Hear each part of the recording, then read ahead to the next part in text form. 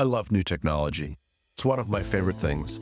And if you know anything about me, I'm a right tool for the right job. And I'll spend a lot of time trying to figure that out. One of my dear friends used to say, you can tell a lot of person by what they drive. And I drive a Tesla. Right tool for the right job.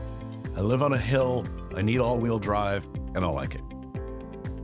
But what's interesting is when you purchase a new Tesla, they introduce you to the car in a series of videos that they expect you to watch ahead of time, which is fine. I understand that.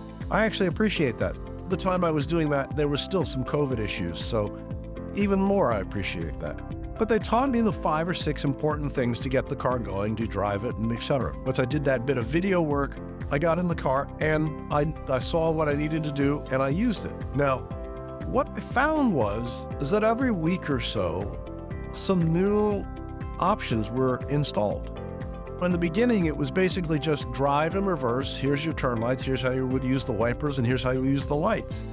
But after a while, you can program the lights to do certain things and readjust the wipers. You can have the car raise and lower depending on where you're going and how it works. You can have that geographically tagged, and you can set up your garage door to open automatically and close automatically, and have geotagging in the areas of what you want or where you want to be, and how you can change the color. And then games appeared, not while you're driving. And then you start getting more and more information about how the car works. If you were to get this all at once, it can be overwhelming, but it was spoon-fed to me over a period of time, so I understood it. I got comfortable with it. I learned what needed to be done, and I learned how to work with it. And I learned the backup systems to do it. So as things continue to increase, and what's interesting is Tesla still does this. After several years of owning the car, they give you a free trial for a period of time. And it's a free trial of this or a free trial of that and how it works. They just announce it and they give you bits and pieces of information, and you can try it. And then if you want it, you can actually purchase it, or it goes back to your normal system after a period of time. The brilliant way of bringing people in and helping them understand exactly what's going on, opposed to overwhelming them with everything that needs to be done. If you're interested in a specific area, you can go down in that rabbit hole. But most people need a car to get you from A to Z, makes it easy, and is easy to clean and easy to work on, and has some cup holders if you're in America. If you're not, there's a running thing about how many cup holders are in a car in America, because we seem to need drinks, where in Germany they think it's an absolute sin to actually have a drink in a car. But interestingly enough, the overwhelm is not great in a large piece of technology. We have a tendency to overwhelm people with all of the bells and whistles when we're just trying to solve the first problem. And the first problem was, I need a car, I've bought this car, I need to learn how to use it quickly, and I need to go pick up my kids, or I need to go to the office. And therefore, that kind of need needs to be solved immediately. You can worry about how you can change the default in the car and how the app will actually make it come to you and things like that. That's all really wonderful, but if you gave it to me all at once, I wouldn't enjoy it as much. Instead, I've learned it over a period of time, and I've adopted it, and I've used what I want, and I get options later on.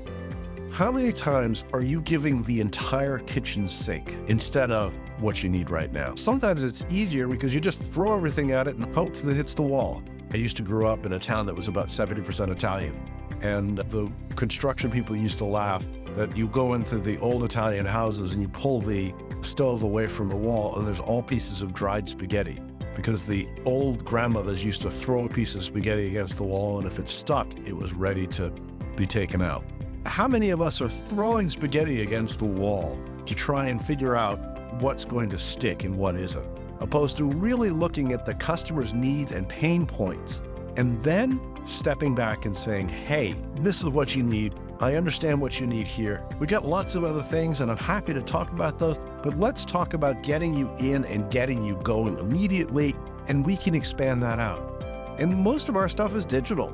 So if you're creating a course, start with something small, start with something intro, so that they only have to take a small bite. They like that bite. They feel like they've accomplished it. Psychologically, it's so much easier once you've bought something that you realize, oh, I can grab that, I can understand it, and I can move forward. And psychologically, that I've succeeded at that. I'm going to encourage you to actually charge for the smaller stuff. First of all, if you're bringing it off social, it's much easier to bring someone on for a few dollars. You've proved that they have a credit card and they're willing to buy. And if you give them good stuff, then it makes it really easy to come back and really understand them. And they have a higher percentage. I've heard up to 80% better if they actually buy it. So flowing that complexity and creating the ability for someone to learn your information at a slower rate and understand it and not have the entire course. Because most people don't finish the entire course.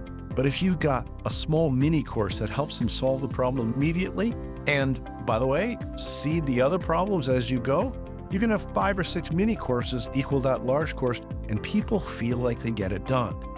Most people aren't looking for the end-all be-all solution because they don't understand what the problem is yet. I want to encourage you to start looking at things in a very specific way, in a very chunked way, that we're going to give you what you need. There's plenty more and you get that too, but let's get you started and get you what you need. Now, 70% of the people, 80% of the people are going to be happy with just the small little bits there. And at some point, they may be surprised to find that there are other things that actually exist in the system. But if you start with something simple that solves their problems, then after a while, they'll be interested in expanding this out and expanding into the areas that you need to be. What I'd really like you to do is I'd like you to sit down and I'd like you to start thinking about how you can chunk your massive solutions into smaller areas. This is a great solution if you really want to take a look at things like opt-ins. If you've got social media that's out there and you're trying to go to solution-oriented things, then opt-ins is a great way of doing it. Opt-ins is looking at the pain points or the areas that you need to do and make them small.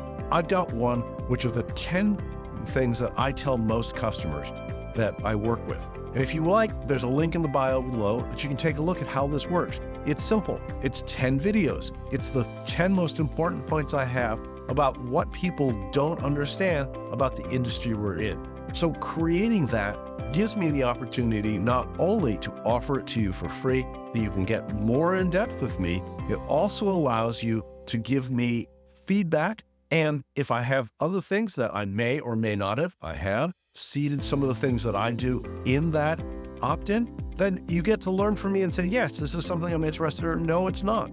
Now, I could also charge for this, but I want to get this information out there. I want you to understand how powerful ideas are and how we can make it better for all of us. So go ahead, opt in, see how it works. Start thinking about how it will work for you, how you can have a few things that are key problems in a regular basis and how they can be centered and fixed.